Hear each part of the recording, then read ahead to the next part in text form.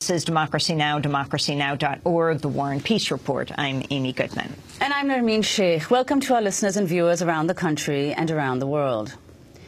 In a rare diplomatic opening, the United States and Iran are set to take part in high-level negotiations tomorrow on Iran's nuclear program that could potentially end U.S.-led sanctions that have devastated Iran's economy. On Tuesday, both President Obama and Iran's new president, Hassan Rouhani, addressed the United Nations General Assembly.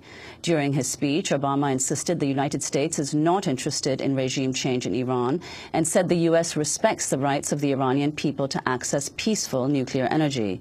Obama also welcomed what he called Rouhani's popular mandate for a, quote, moderate course.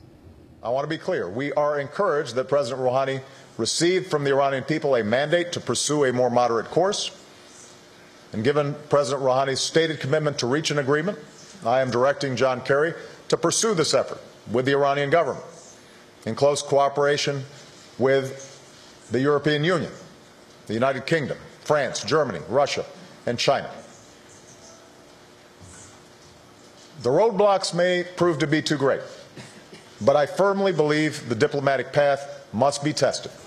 While Obama and Iranian President Hassan Rouhani did not meet at the United Nations or shake hands, Rouhani echoed Obama's call for diplomacy. He reiterated Iran has no nuclear ambitions, but noted Iran has a right to enrich uranium on its territory within the framework of international rules. Iran seeks constructive engagement with other countries based on mutual respect and common interests, and within the same framework does not seek to increase tensions with the United States. I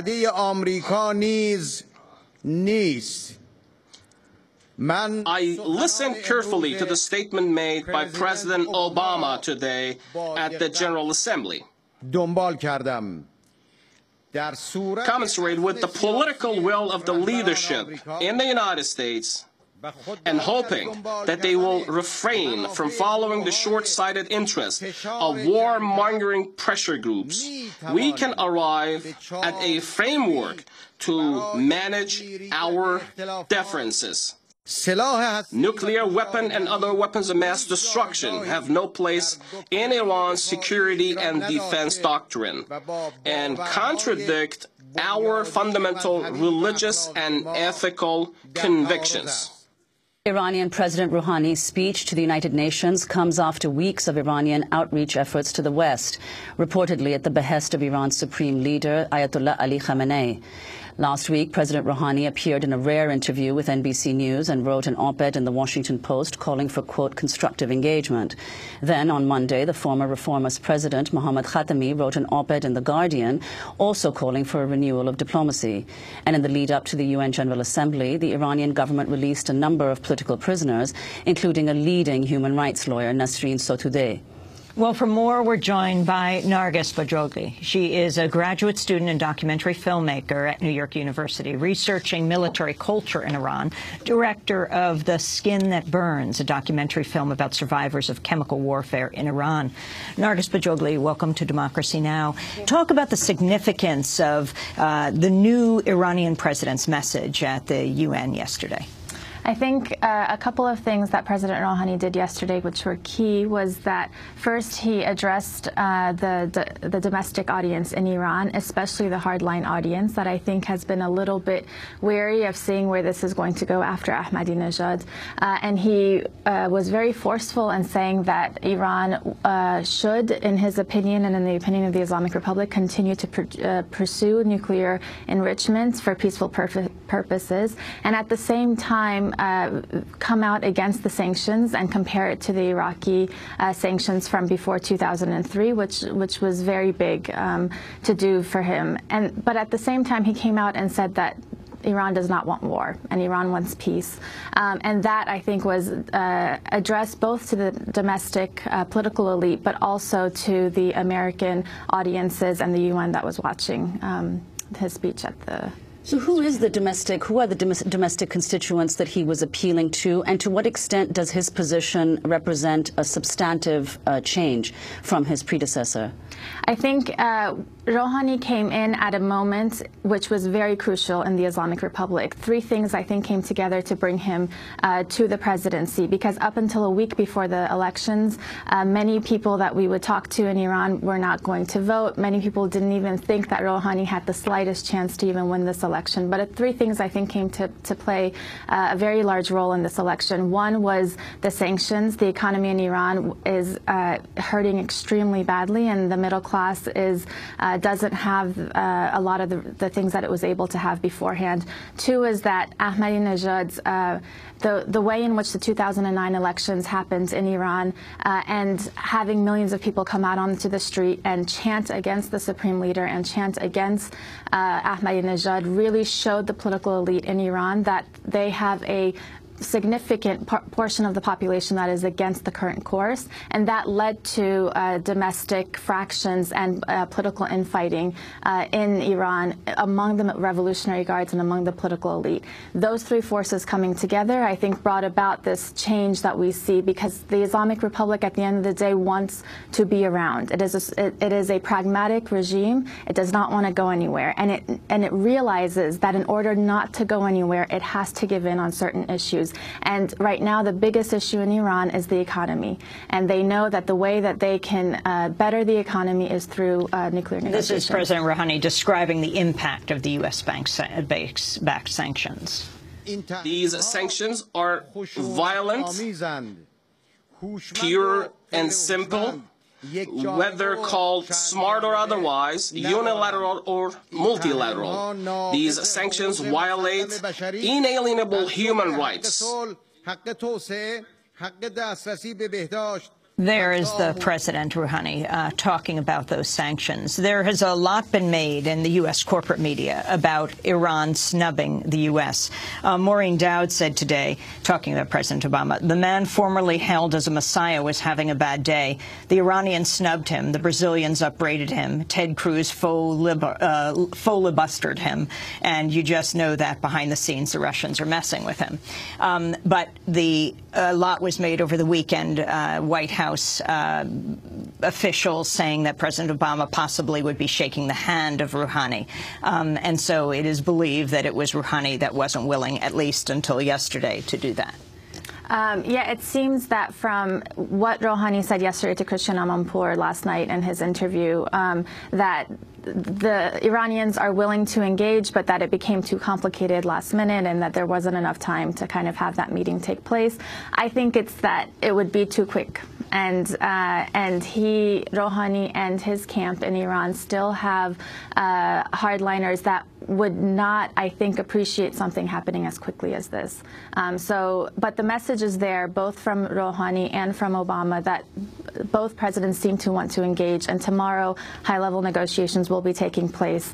And so that's a step in the right direction. Well, you've also spent a large part of the last 9 or 10 years in Iran. So could you talk about some of the effects of these sanctions in the day-to-day lives of the people as you've seen the sanctions become more strict over these years? Right. Well, the biggest thing that we're seeing in Iran right now is that medicine, vital medicine, especially for those who are dealing with chronic diseases and cancer is no longer available. Survivors of chemical warfare, which we have in Iran, about 100,000 survivors of chemical warfare, don't have access to the vital medicine that they need. And anything from birth control pills to any sort of even over-the-counter stuff like, anything that has to deal with women's health or anything like that is extremely hard to come by today in Iran. And beyond the pharmaceuticals, also the price of meat and the price of everyday staple food has gone up at least 6 to 7 times in the past about 6-7 months. During his address to the UN General Assembly, President Obama talked about the roots of the distrust between the United States and Iran. The United States and Iran have been isolated from one another since the Islamic Revolution of 1979. This mistrust has deep roots. Iranians have long complained of a history of U.S. interference in their affairs and of America's role in overthrowing an Iranian government during the Cold War. On the other hand, Americans see an Iranian government that has declared the United States an enemy and directly or through proxies taken American hostages, killed U.S. troops and civilians, and threatened our ally Israel with destruction. That was President Obama yesterday in his speech to the UN General Assembly. Can you talk about the significance of President Obama referring to the U.S.-backed coup against Mossadegh in 1953? Well, it's huge that he did that. One of the main points of the nuclear issue for Iranians, and especially for the Iranian political elite, is that because of the experience of the 1953 coup, that the United States and the United Kingdom backed a coup that reinstated the Shah against the popularly elected Mohammad Mossadegh, who nationalized Iran's oil, is that the Iranians, both the general population and the political elite, believe that the United States and foreign powers do not want Iran to have access to its energy and not have control over energy. And so because of that, the nuclear issue is a national issue in Iran. So having Obama talk that way about the 1953 coup in the United Nations yesterday, I think was very significant, because he's trying to come out and say that at least the rhetoric is that we want to engage with Iran and understand the mutual respect between the two countries and understand the history of adverse involvement in the country. And so I think he's coming out and saying that we understand what we've done and we don't want to do that now. Whether the Iranians will take it that way, I don't know, but it was significant to have him say that. Well, a lot of people have suggested that the reason that Rouhani is able to make these overtures is because of the support he's received from the supreme leader, Ayatollah Ali Khamenei. Could you explain why Khamenei's position has shifted from the time of the Ahmadinejad government to now? Sure. Well, Khamenei came out in extreme support of Ahmadinejad in his first term in office, and especially after the disputed elections in 2009 when people were protesting against the results. But interestingly enough, about let's say a year after his re-election, Ahmadinejad and Khamenei kind of went head-to-head. And for the last couple of years of Ahmadinejad's presidency, the supreme leader and him were not seeing eye to eye. And what's significant about that is that became known to the Iranian public. There were news reports and there were rumors going around, and Ahmadinejad didn't even show up for work for about 11 days at a time. He didn't show up a couple of years ago. And what was the nature of the dispute or the disagreements between them? There seemed to be, I mean, there were rumors going around everywhere. There wasn't a way to know exactly what it was, but what we did know was that for the first time, at least publicly, we were seeing a lot of political infighting at the top levels of the Islamic Republic.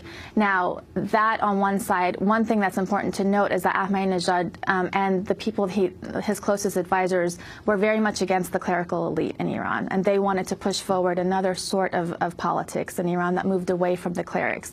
Khamenei, at the end of the day, is the cleric and has support among at least some portions of the clerical elite in Iran. Rouhani has come out and is trying to at least kind of show a different face for the Islamic Republic. But what's important to know is that because of all of this political infighting, there's a significant portion of both the Revolutionary Guards and Iran's politicians who were very much against Ahmadinejad. You're an Iranian filmmaker. You're getting your PhD now here in New York at New York University, and you've been looking at chemical weapons. Of course, a big issue is Iran's support of Syria. In a recent headline, we reported that newly disclosed CIA files show the United States provided critical intelligence to help Iraq's Saddam Hussein launch chemical weapons, a chemical attack on Iran. In the waning days of the Iran-Iraq war, the United States provided Saddam Hussein with satellite imagery showing Iran was poised to exploit a hole in Iraq's military positioning. The U.S. gave Iraq the location of Iranian troops, despite knowing Saddam Hussein would use nerve gas. The attacks killed anywhere from hundreds to thousands of Iranians. You're doing a film on the effects of the chemical attacks on Iranians. How much of that is understood, for example, these released CIA documents of the U.S. role in this, and how do Iranians feel about this? You know, it's very interesting because the first sort of known attack that's known in Iran where chemical weapons was used was 1981. And 1984, Ayatollah Khomeini at the time and the Iranian leadership appealed to the United Nations and said that we need investigations to happen in Iran because we believe that there have been chemical weapons used here. 3 official investigations took place in the mid-1980s, and although there was significant evidence found and reported to the United Nations that chemical weapons had been used by the Iraqis in the war, all 3 investigations were ignored by the international body. This is very well recorded in Iran, and then also post-2003, after the U.S. invaded Iraq, many more documents came to the surface at that time as well, since Saddam Hussein had left power. So the documents are there, especially with the United Nations. However, at the time, because the United States and the Western powers were against the Islamic Republic, many of this did not come to fore, including the attack of 1988 against Iraq's Kurdish populations in Halabja, in which almost 5,000 people were killed. Let's go to a clip of your film, The Skin Burns, The Skin That Burns, the documentary about Iran's volunteer soldiers who were exposed to chemical bombs during the Iran-Iraq War. Iraqi warplanes dropped chemical bombs on us. My battalion was exposed. All the civilians in that area were also exposed. We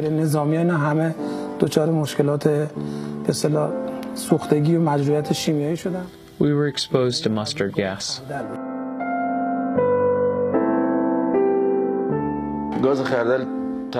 Mustard gas leaves no part of the body unharmed. They call it the poor man's atomic bomb. That was from Nargis Bajogli's film, The Skin That Burns, the significance of that experience today in Iran.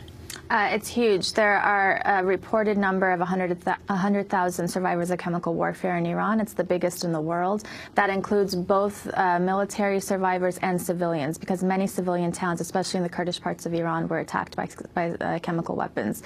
And the significance of chemical bombs is that it's a slow death. And that up until the Iran-Iraq war, this sort of combination of chemical weapons had not been used in other parts of the world. And so what the Iranians are facing is that physicians nowhere in the world know exactly what's going on inside the bodies of the survivors of these attacks. So what we see is that it's a trial and error sort of game that the physicians are playing. But what we know now is that about 20 years after exposure, the survivors develop extreme forms of cancer and begin to pass away, unfortunately.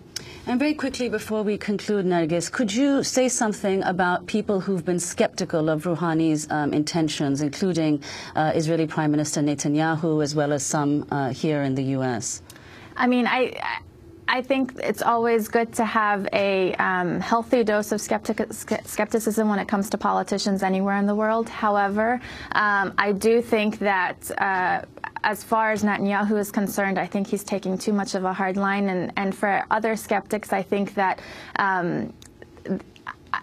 Iran is in a position in which if it doesn't do something, there is so much discontent in the country on the ground itself that they are afraid of another sort of demonstration to happen, you know, especially because of the economic situation. The Islamic Republic knows that. The Islamic Republic wants to stay. It does not want to go. And I think it's being very pragmatic in taking this approach. Iranian filmmaker Nargis Bajogli, we thank you very much for being with us. The film that she is working on is called The Skin That Burns.